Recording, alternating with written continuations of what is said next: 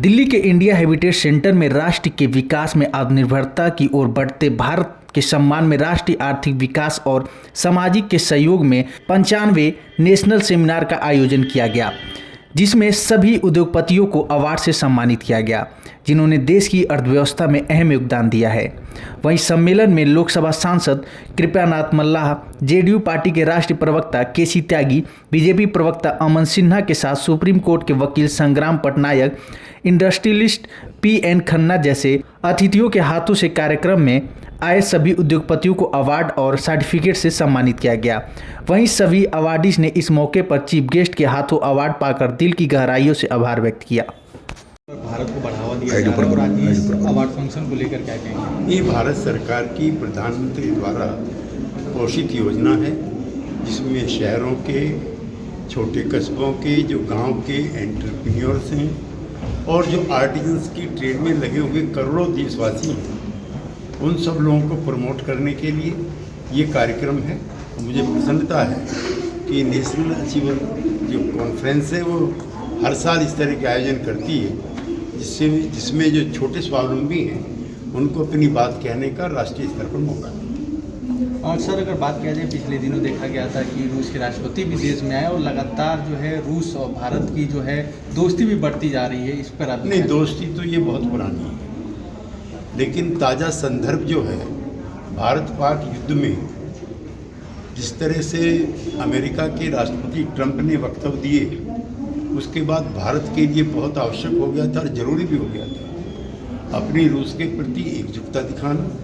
और आत्मनिर्भर भारत है, ये किसी के सामने झुकता नहीं है, ये स्वावलंबी है, इसका संदेश देना।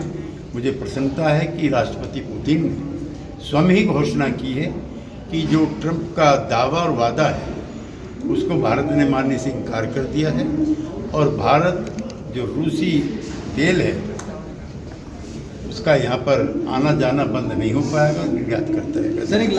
किए हैं, उनको आज अवार्ड दिया गया है यहाँ पे। और विशेष करके भारतवर्ष में और प्रधानमंत्री नरेंद्र मोदी होने के बाद जिस तरह भारत का डेवलपमेंट हो रहा है, जैसे भिन्न भिन्न क्षेत्रों में जो बच्चे काम कर रहे हैं उनको प्रोत्साहित किया जा रहा है, या आत्मनिर्भर भारत को कैसे बनाया जाए, इस पे काम चल रही है।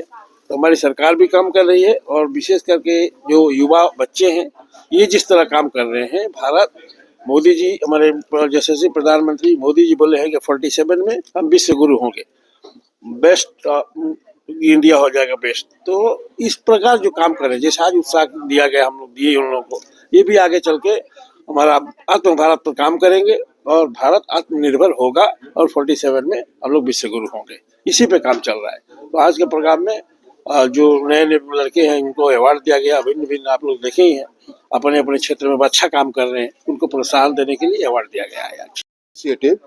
To bring public sector, private sector heroes who are tirelessly working to make India self-reliant in all spheres of life, and they are doing the work through different type of products, giving employment to the young people and to aiding in the economy of the country. That is a great initiative, and we should continue to listen to them, how they achieve that level, how they have been awarded today as a hero, so that best practices can be heard by others and can be followed by others, so that they can become also entrepreneur and they can contribute, support and help in nation building to make India a great India. And by 2047, when we are reaching to 100 year of our independence. Programme था, बहुत ही अच्छा था। इसलिए अच्छा है, दो कारण है जो मुझे लगता है कि दुनिया के कोने कोने से लोग आए थे और उनका जो फेस में जो ग्लो और उनका फेस में जो सेटिस्फेक्शन कि उनको आज अवार्ड जो मिला है, अपना फील्ड में रिकॉग्नाइज किया गया है। तो कभी ना कभी मुझे लगता है कि सब किसी को पद्मश्री, पद्म विभूषण मिल नहीं सकता है, या मिलने के लिए शायद उनको जिंदगी भर इंतजार करना पड़ेगा। ये हमारा जवाहर उनियाल भाई जो है, उन्होंने ये जो स्टेप्स जो लिए हैं कि to recognise the innate talent in the industry, the entrepreneurs, the education sector, the hospitality sector, तो मुझे लगता है कि it may be a small step in the right direction, but this step is always be laudable for the entire nation too. Thank you. Let me introduce myself. I'm the Honorary Consul General of Montenegro in India, that is the head of mission of a foreign country.